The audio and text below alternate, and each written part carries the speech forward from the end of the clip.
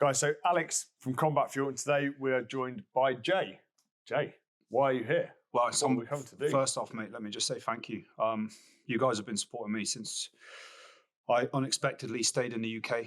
We won't talk about that too much now, but you guys have always backed me when we were running courses before. And that human connection when I came down here the first time was important. Very much like with Sterling timepieces. I can see good people trying to do good things for the right reasons. Absolutely. And I think this company and you as an individual definitely personifies that.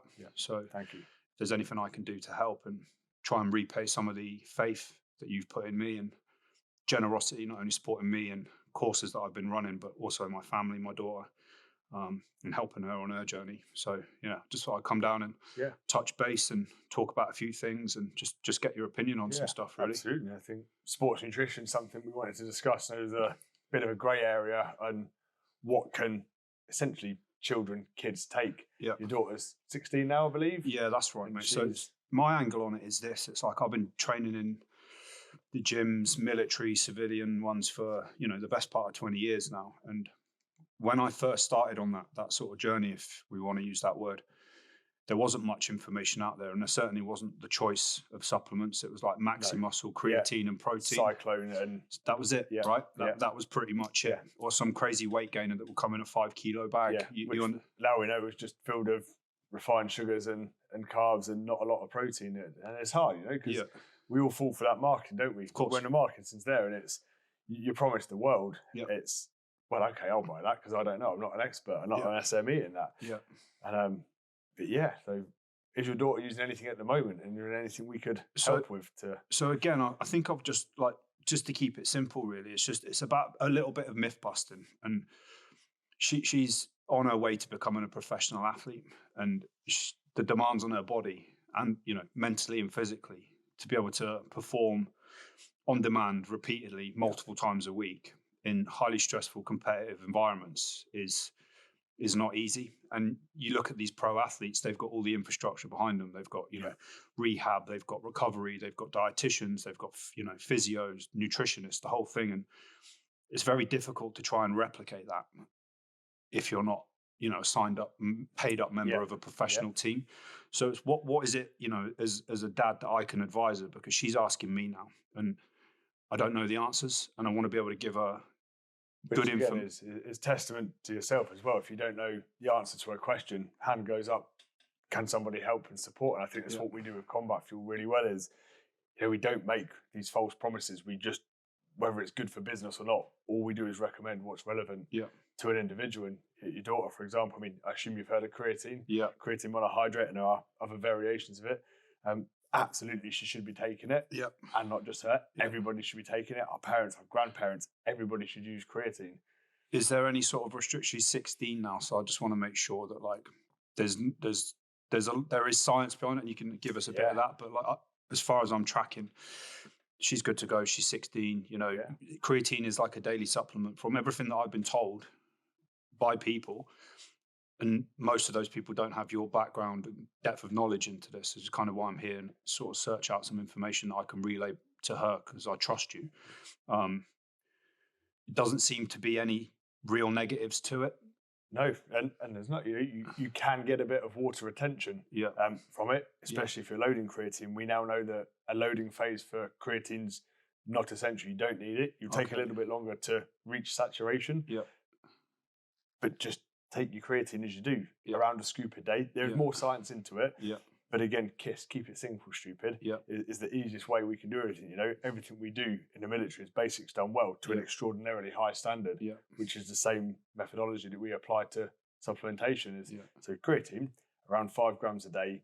If, depending on her body weight, we may want to reduce that a little bit to alleviate some of that water retention. It's a deliverer of, or a carrier of ATP, of energy for muscle. It's naturally occurring though, right? Absolutely. It's in our diet. We just can't reach saturation levels through our diet, so we need to ingest it through supplementation. And if you just think of a scoop a day, forever, good to go. If it feels a little bit too watery in a body, take a little bit less. And you're good to go. One on, stay on. I think when we talk about, again, I think people get misguided, and I've tried to educate on this as well, and myself, that supplements are exactly that, supplements. Yes. Naturally occur in in whole foods and real foods. That's your gold standard, isn't it? But appreciate the fact that, training however many times a week, going to school, like homework, you got exams coming up, and that's just a 16-year-old kid, let alone somebody that's trying to run a company, trying to do multiple things. Like all of these supplements in us, I think people rely on it, the easy option, and they put all their eggs in the supplement basket as a magic pill. And that pyramid of being supplements are at the top. Once we've got our training, our sleep, our nutrition perfected, supplements is that bit at the top. But people like to flip it the other way around, and supplements is the massive part. Like, they're not a magic pill. It's a terrible sales pitch, but that's the fact of it. They are there to supplement your diet. They're there to supplement your training and nutrition. And obviously we can get into different forms of creatine and how we should have them. We should never use a creatine gummy ever. What's the because I've seen a lot of this about what's the difference on this between opinion and fact on this? So again, purely on fact. I mean, as a business, every business is out to make money, right? Of course. Otherwise we'd be a charity. And even then, the charity needs to make money. Creatine turns to a thing called creatinine, which is the byproduct of creatine when mixed with water. So if we're having a creatine shake and we've left it for 6-7 hours, which some may do, maybe make it a Saturday, have it after their training because it's good to go, it'll be creatinine. It won't be creatine. Okay. To make a creatine gummy, you still need to turn the powder into a liquid. Okay. There are some forms of creatine that are water stable, however, not for a long period of time. The best testing I've seen, the creatine that then is in gummies has a half-shelf life or a half-life of 6 months. So say you've got 5 grams in a creatine gummy. After 6 months, that's going to be 2.5 grams. Okay. And a lot of the companies out there as well just didn't even bother putting creatine in them. So there's a lot of integrity question on brands out there. And after that, even the guys that are doing it properly, it still can't be done to a good enough standard to warrant us wanting to do it. Okay, that makes sense. So in your advice, it's a non-starter. Don't bother with it. I can see the attraction to it because it probably tastes quite nice. Yeah, it tastes nice. Creatine on its own is like gravel. We all know that. And it's accessible, isn't it? It's trying to, but again, and is there a specific time of day? Is it because it always confuses me. Is it pre, post, during? Like, what are we talking? I mean, it doesn't matter. Cool. The thing we always got to keep down is like that basics done well. What matters the most? Taking your creatine straight post training session before, or just ensuring we've got a saturation there. It's a saturation product, so have it every day. Build it into your routine. You're more likely to adhere to it. Personally, I take one in the morning, put it in your coffee, have it on your Weetabix, take it as a shake with your protein powder. Same time every day. You can't go wrong as part of your routine. That's what I do. I stick it in with the protein as well. Absolutely.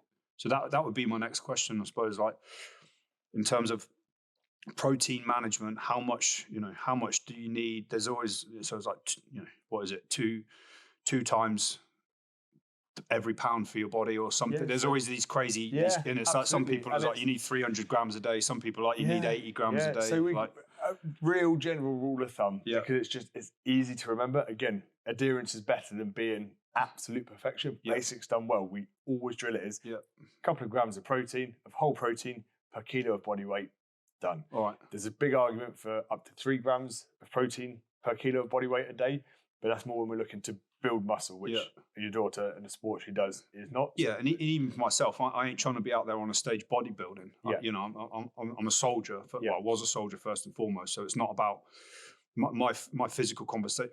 I need to be hostile, agile, and mobile. Do you know what I mean? I'm not trying to get huge. Do you know, it's not something that I need. And as an athlete, I wouldn't want her to think that that's what we need to achieve. Like, we've all got different body types, compositions, end game. There's different mission sets for all of the things we're doing. So sticking to that 2 to 1 sort of to kilos. So for example, 60 kilos, 120 grams. And how much of that can we realistically take with supplements, and how much of that, like, could it in theory, could we just take 4 protein shakes a day and that's good enough? Yeah, I mean, it's a brilliant question because we have a thing getting too nerdy with it, DIAS score. So it's how bioavailable the protein is that we ingest. Yeah. In a gold standard world, we'll take all whey protein the whole way. It's not practical though. There's no sustenance to it. We're not having to chew our food. It's in, it's done, it's used. We use, again, the top of that food pyramid, that supplementation's at the top because it's easy. It's easy to have some meals, and use a protein shake to hit that 2 grams of protein per kilo of body weight a day. Yeah. Personally, I like to use it straight after workout. Yeah. Because it's a quick, easy, efficient way to reach my daily protein targets. Yeah. And I'm going to remember to take it because I've trained protein shake. Yeah. Which is you build it into a routine. Absolutely. Again, routine. In her situation, it would work perfectly to have one just in your kit bag, just ready to go, ready to rock and roll. Just as soon as you finish, just bang a protein shake in, and it's not going to get you all of the answers, but it's a good help. And even I think like, let's just say you're trying to achieve, let's call it 120 grams. If you're achieving as close to that as possible, that's a better way of doing it. Absolutely. Because I've been like that, where my diet's been, I'm maybe on the road, or I'm traveling, or I'm busy, and like there's no way I'm hitting what I need to do. So I'm almost like, I walk past a protein shake in a petrol or gas station, petrol station, whatever, and I'm like, there's no point, because I'm going to be nowhere near it. But I think that's the wrong mentality. I think I should be like, I'd rather have 25 grams in my body than 0 grams in my body. And that's, a brilliant way to think about it and approach it is something is better than nothing. Right? Absolutely. Okay, so that's those two, protein and creatine. And like, there's a million supplements out there, but like, just to keep it simple and pure, because like, I've been through that phase in my life where I'd wake up in the morning and it would be like the Matrix, take the red pill, then the blue pill, and then this pill, and then that drink. And before you know it, you feel like I've put all of these, they're not chemicals, but they're all these things that wouldn't normally be inside of my body. Yeah. And I'm doing it for, months on end at times. Like you start thinking about, kidneys and all the rest of it. But my point on this would be like, she runs a lot. She's very agile. She's very dynamic. She's moving around. She's sweating a lot. Like, what is there anything else in there that we can just add into it, or is protein and creatine enough? Yeah, but I mean, it is like, and having something again. The first bit is she sleeping well? Is she training well? All of those things are fundamental, which she is. Other than that, I mean, and every product we make has a purpose. So you could look at a multivitamin. You don't need a multivitamin if you've got a really well balanced diet with lots of fruit and veg. If you don't, and you like plain food, personally I do, use a multivitamin. We've got things like our omega, our ZMA for sleep. But if your daughter, and what you said, based on her being like quite a sweaty sport of what she's doing, all exerting herself, hydrate would be a really good recommendation. It'll prevent cramps, and the way we formulated it, it just helps keep her hydrated. It won't just come in and straight out. It'll be in, stay in, and she'll stay hydrated, prevent cramps. Which because of the way that product's formulated. So are we talking, is that like an electrolyte? Electrolyte, yep. We just call it hydrate or die. Again, our iconic saying from the military is, and that's very factual, isn't it? We hydrate or we die. So a scoop of that while she's training, good to go. Yeah, just stick it in a water bottle. Yep, absolutely. And again, like a lot of this stuff for her, I know she's so busy, so it's just trying to make it easy and accessible. And like, I think I used to put a lot of pressure on myself if I didn't have that drink at that time, and I trained for 3 weeks constantly, and I missed that thing. Like in my head, I was like, what's the point? What's the point? What's the point? So it's just, I think as I've got older and a little bit wiser, maybe, that you kind of realize that it's still that, like, it's not supposed to be perfect. Yes, if you're playing for Arsenal women and you've got all of that facility around you, and your sole purpose in that day is to train for 2 hours or 3 hours or whatever it is, and the rest of it is recovery, nutrition, all the rest of it. I think that is obviously the aspiration, but it's not the reality for the vast majority of people on the planet. To be in a professional sports organization or to be a paid professional athlete, I think those things, the fine margins when you get to elite sport, are so small that all of these incremental bits and pieces give you a winning advantage. But for normal people, for regular people, and for aspiring people that have still got to go to school or got to go to college or hold down a day job or be a mum or be a dad or whatever it might be, it's like having that mindset, I think, is probably something that I've learned, is just doing what you can when you can is a better option than, having to be totally militant about it, because I think that's such a hard thing to be able to maintain. And I think if you do it for a little while, the minute you back up off of that, or something happens, reality happens, you can feel quite disheartened about it and almost go back to square one. And it's almost like, right, I'm going to self-sabotage now, and I'm just going to go and eat whatever I want and do it because I tried it, and I didn't get the result that I wanted. But especially at my age now, pushing on 40, for me, it's about longevity. It's like, how long can I still go to the gym? How long can I still train still remain physically capable. Like, to me, it's important. Like when my daughter looks over on the side of the pitch, I wanted to be able to look at me and be like, yeah, my dad's in good shape. He's there. Do you know what I mean? If something was to happen at any point, he's good to go. Do you know what I mean? I don't, just because I'm not being tested or it's required for a military capability, I'm never going to leave or lose that sense of the importance of physicality. And I think for me personally, it's direct result to like how I feel mentally.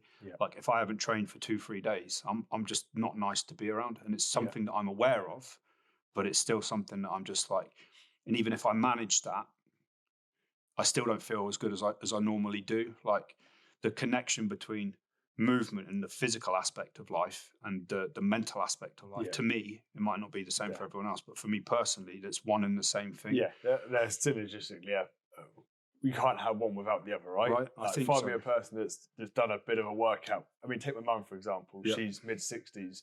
She now uses a few little supplements to aid her, and she's happy. She does a workout, she does a walk, a little run, and she's happy. And happiness is still, that's a part of your mental health, being happy. 100%, it's a massive part of it, Huge.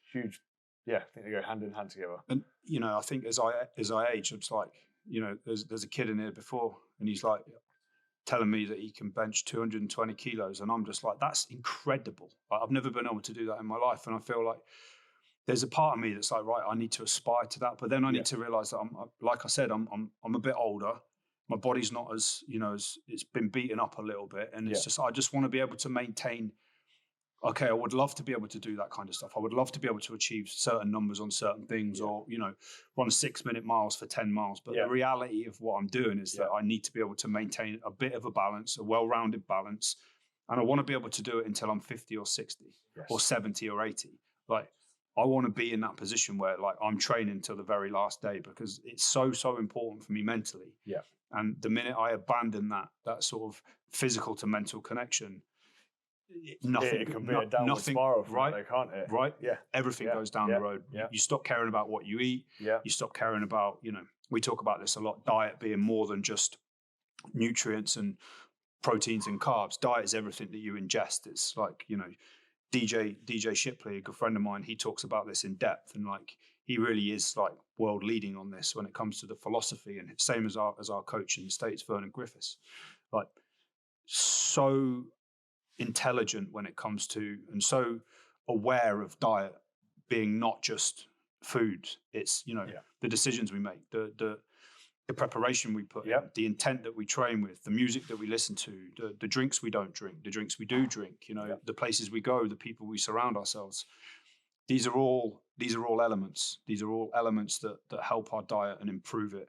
And if we can add value to all of those things by making good decisions, then if there's anything else we can do in the sort of nutrition space to multiply that or become a force multiplier, then it's got to be a good thing.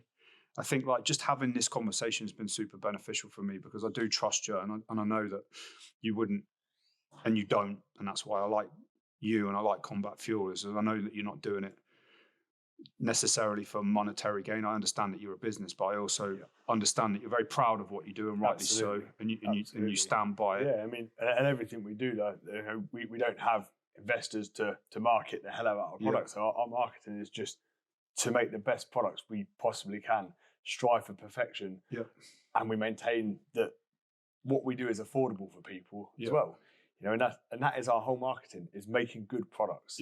And I mean, you've seen it. We're 7.5 years old now. Met you 18 months ago when you were unfortunately kept over here, and it's been a good relationship since. And I mean, you've used our stuff. You've seen how good it is. The passion we carry over into everything, like from our old labels, from where they were, like made on paint, like very Americanized. Which is what I could find on Google. The products were always exceptional, and now finally our labels are catching up. Our marketing's catching up to where the products actually are and how well they're formulated. And I'd stand by it. We would be hard pressed to have any company on the planet to make products as efficaciously dosed as ours at the price point we do it. It will not happen. And that just shows the pride that I carry in what we do and what we make. Yeah, it resonates. It reminds me of Tom from Sterling. It's like these British companies, veteran owned, like not all of them, admittedly, but like for the most part, it's just good people trying to do good things for the right reasons. And it's cool to try and, be a part of, and, if there's anything we can do to help you out. And I'm super grateful, like deeply humbled for the fact that you've like provided, this information. And in the past, you've given me supplements to run out and try. And, I've in turn given some of those to my daughter with full trust that, like, if I'm giving her something to put inside of her body, that's my daughter. That's the most precious, most important thing on the planet to me. Like, it means a lot. It needs to come from somewhere valuable. Absolutely. Do you know what I mean? You've got that trust in myself and what I am giving to you, information-wise. It's a lot of people, I think, would sit there and take advantage of that trust to, we can get a good bit of product pushed here. And it's, and we've recommended 3 products out of 58 towards you. And they're basic, simple ones, aren't they? That you can get, like, basics done well, always. Awesome. Well, I really appreciate it, mate. I'm going to get a little lift in here in a minute, mate, and make use of this. Awesome. This is cool. This is a nice facility, mate. It's good to, honestly, it is, mate. It's good to see companies like yourselves, people like yourselves, slowly growing or fast growing, whichever way you want to look at it, but like improving. You've got it written up there on the door, and that we're massive advocates of it, like 1% better every day. I talk about this a lot, and it's not just a slogan that we put on a t-shirt. It's something that it's a real thing. And if you can just try and be just 1% better, one thing every day, like that's the way to progress. That's the way to improve. Like, it's very difficult to make massive incremental improvements, whether it's physically, in business, on a skill set. Like, if you're a brand new shooter and you're trying to, compete competitively in, high-end competitions, you've got to understand that you've got to go back to basics. You've got to learn how to grip the pistol. You've got to learn how to find the sights, find the trigger, reset the trigger, press the trigger. It's those basic things that take time. And if you can just become incrementally better by 1%, small margins every single day, and you stay on that track and you trust the process, that's the way to progress. And, that's a message that I'm very keen on talking about, because it's the same when guys ask me, that are civilians, and they're like, I want to join a certain regiment or a certain unit. The first thing is like, well, never mind, running the fan dance.